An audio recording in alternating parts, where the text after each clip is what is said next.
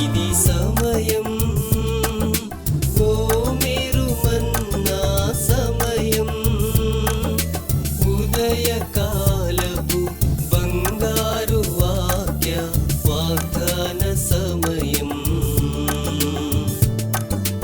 ఆదరించి బలపరచే ఓ మీరు మన్నా, మార్గం చూపి నడిపించే ఓ మీరు మన్నా, వాగ్దాన సమయం, ఓ మీరు మన్నా సమయం. Praise the lord. Good morning. ఓ మీరు మన్నా ఈరోజు బంగారు వాక్య వాగ్దానానికి స్వాగతం. బాగున్నారు కదా? మహాదేవుని కృప వలన అందరూ క్షేమంగా ఉండడానికి ప్రభు కృప చూపించారని చెప్పి నమ్ముతూ ఉన్నాను. కొంతమంది ఇబ్బందులు గుండా మరి వెళుతూ ఉన్నప్పటికీ కూడా ప్రభుపై ఆధారపడితే ప్రభు మనలను కనికరిస్తారు. యేసయ్య మనలను కనికరిస్తారు. ప్రియులారా, ఆయన వాగ్దానాల చేత మనలను ప్రతిదినం కూడా తృప్తిపరుస్తూ బలపరుస్తూ నడిపిస్తున్నారు కదా. ఈ దినం ప్రభు మనతో మాట్లాడుచున్న మాటలు వాగ్దానాలు మనం విందాం రండి. 1 యోహాను పత్రికలో 3వ అధ్యాయం 22వ వచనం ఈ రీతిగా సెలవిస్తూ ఉంది. మనం ఏది అడిగినను అది ఆయన వలన మనకు దొరుకును. 1 John 3:22 whatever we ask we receive from him. దేవునికి మహిమ కలుగును గాక. దేవుడు గొప్ప అద్భుత కార్యం మన పట్ల చేస్తూ ఉన్నాడు. గొప్ప వాగ్దానాన్ని మనకు అనుగ్రహిస్తూ ఉన్నాడు. ప్రియ దేవుని బిడ్డ, మనము ఆయనను ఏమి అడిగినా కూడా అది మనకి దొరుకును అన్నమాట మనం చూస్తున్నాం. ప్రియులారా, నిజమే. అయితే మనము ఏమి అడిగినా కూడా ఇచ్చేస్తారా అంటే ఇస్తారండి. మనుషులు మనం అడిగిందల్లా ఇస్తామని చెప్పి వాగ్దానాలు చేసేవాళ్ళు ఉంటారు, కానీ అది నెరవేర్చలేరు. కానీ ప్రియులారా, మనం ప్రభు సన్నిధానానికి వచ్చి అడిగిన దాన్ని మనము పొందుకుంటామని చెప్పి ప్రభు వాగ్దానం చేస్తున్నాడు. అయితే ఈ అడిగే విషయంలో చాలా మరి ఏ విధంగా అడగాలో అవన్నీ కూడా ప్రభు మనతో మాట్లాడుతూ ఉన్నాడు. యోహాను శుభవార్తలో 14వ అధ్యాయంలోనికి వచ్చేటప్పటికి ప్రియులారా 13-15 వచనాలలో చాలా చక్కటి మాటలు ఉంటాయి. మీరు నా నామమున దీనిని అడుగుదురు, తండ్రి కుమారుని యందు మహిమ పరచబడినట్లు దానిని చేతును. నా నామమున మీరు నన్నేమి అడిగినను నేను చేతును. మీరు నన్ను ప్రేమించిన ఎడల నా ఆజ్ఞలు గైకొందురు. 2 విషయాలు మనం చూస్తున్నాం ప్రియులారా. మొదటగా మనం ఏమడిగినా కూడా ఎలా అడగాలంటే ఆయన నామంలో అడగాలి. యేసు నామంలో మనం ఏమడిగినా ఆయన ఇస్తారు. ఎందుకు ఇస్తారు అంటే ప్రియులారా, ఒకటి ప్రభువు తండ్రి అయిన దేవుడు తన యందు మహిమపరచబడు నిమిత్తము ఆయన ఇస్తారండి. అంటే మనకు ఆయన అనుగ్రహించిన దాన్ని బట్టి మనం ప్రభువుని కృతజ్ఞతాస్తుతులు చెల్లించాలి, ఆయన నామాన్ని మహిమపరచాలి. అంతేకాదండి, మనము ఆయన ఆజ్ఞలను గైకొనాలి. నన్ను ప్రేమించిన ఎడల మీరు నా ఆజ్ఞలను గైకొంటారు, అప్పుడు మీరు నేమడిగినా కూడా నేను మీకు ఇస్తానని చెప్పి వాగ్దానం చేస్తూ ఉన్నారు. పిల్లరా, మనము ఏదైనా చేస్తేనే కదా తల్లిదండ్రులు మనకి మరి ప్రతిఫలము ఇస్తారు. అలాగే మన పరమ తండ్రి కూడా తాను చెప్పిన విషయాలన్నీ కూడా మనం చేసినప్పుడు దాని ప్రకారంగా మనం ఏమీ అడిగినా కూడా దానిని మనకి అనుగ్రహించే దేవుడుగా ఉన్నాడు. అయితే అది ఆయన నామములో మనము అడగవలసి ఉన్నది అని చెప్పి వాక్యం బట్టి తెలియజేస్తాం. ఆయనలో మనం ఉండి అడిగినప్పుడు ప్రియులారా, ఆయనను మనలో ఉంచుకుని అడిగినప్పుడు ప్రభువా నాకు ఇది కావాలి అది కావాలి, కేవలం ఇహ సంబంధమైన విషయంలే కాదు ప్రియులారా, ప్రతి విషయంలోనూ ఆత్మ సంబంధంగాను పర సంబంధంగా ప్రతి విషయంలో ఇహ సంబంధంగా మనం దీవించబడడానికి అనుగ్రహించే దేవుడుగా ఉన్నాడు.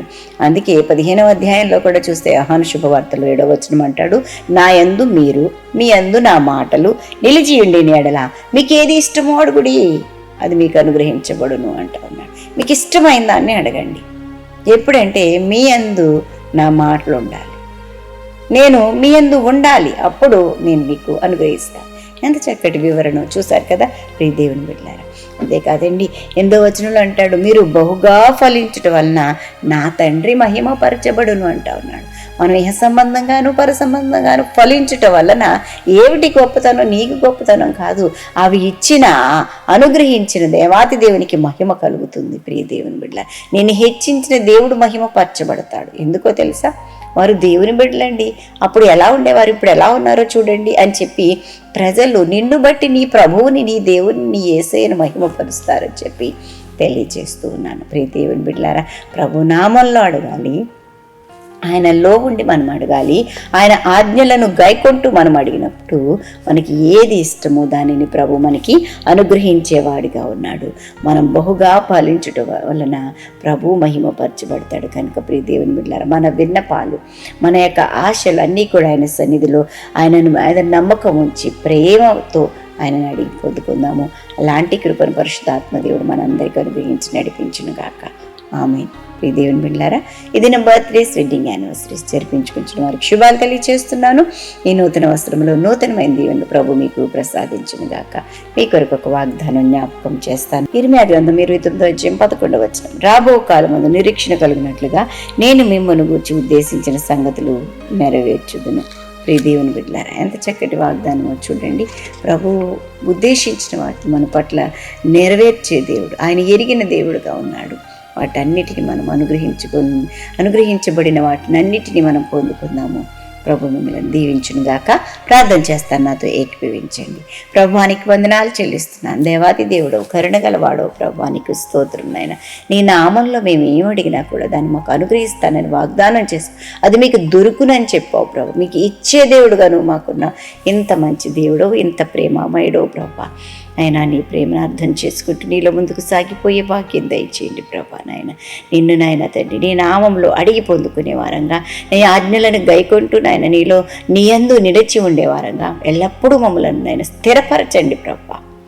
నైనా నీకు వందనాలు. నీ దివ్యమైన ఆశీస్సులను గ్రహించండి. మా ఫలం ప్రభా, నీ యందు మేము ఫలించిన ఫలాలు ఇతరులు ప్రభా నైనా చూచి నిన్ను మహిమపరిచేటట్టుగా మా ప్రవర్తన, మా తీరు ఉండునట్లుగా కృప చూపించండి. దీని దీవెనలను అనుగ్రహించండి. ప్రయాణాల్లో, పనులలో, ఉద్యోగ ధర్మాలు నిర్వర్తించట్లో మీ సన్నిధి తోడుగా ఉంచండి. ఇంకా ఎవరైనా ఈ దినాన్ని బట్టి చీకులో, చింతలో, వ్యాధిలో, కష్టంలో, ఇరుకులు, ఇబ్బందులు ఉంటే విడిపించి రక్షించి మహిమ పొందుకోమని నీ కృపగల హస్తాలకు మమ్మల్ని మేము సమర్పించుకుంటూ యేసు పరిశుద్ధ నామమును వినిమితో బ్రతులాడి వేడుకుంటూ ప్రార్థన చేయుచున్నాము తండ్రి. ఆమేన్. మీరే పోషకుడుగా, సంరక్షకుడుగా, ఆలోచనకర్తగా ఉండండి.